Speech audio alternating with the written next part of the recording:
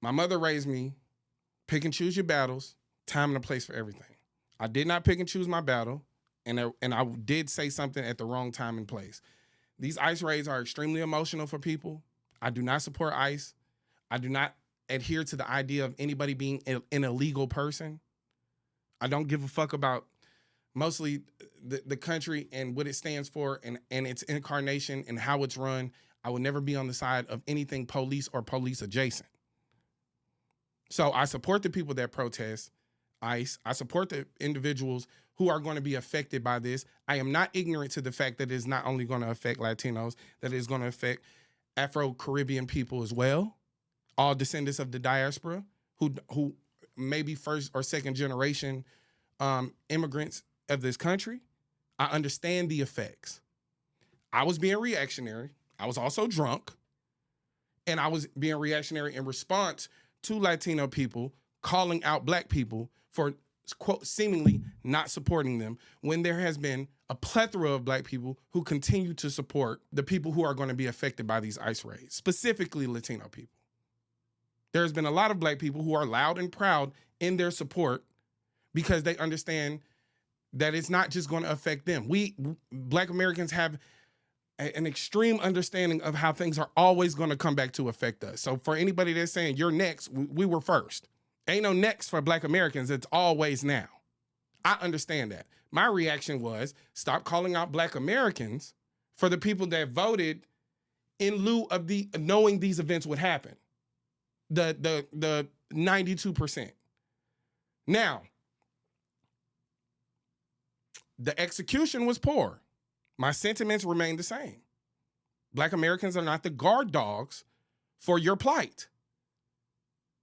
We've been up against these things several times, and we understand that as soon as something comes up against you, it's likely going to trickle down to us. We're seeing that now with Haitian Americans being deported, Jamaican Americans being deported, Afro-Latinos being deported.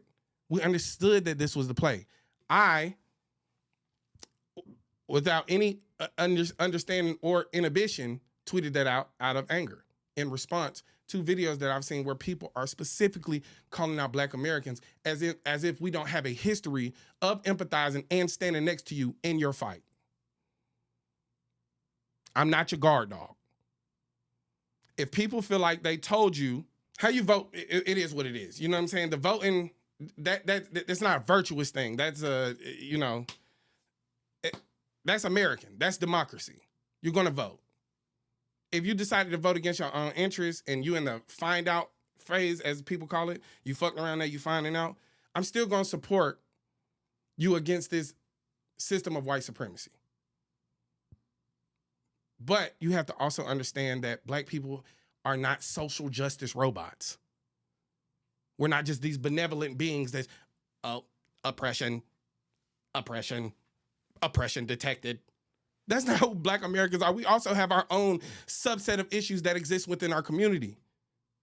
Issues of financial poverty, issue of environmental racism, issues of them erasing our fucking history, issues of colorism, issues of classism. We have our own slew of issues that we could be forefronting at any given time. That's what we do here at the Grits and Eggs podcast.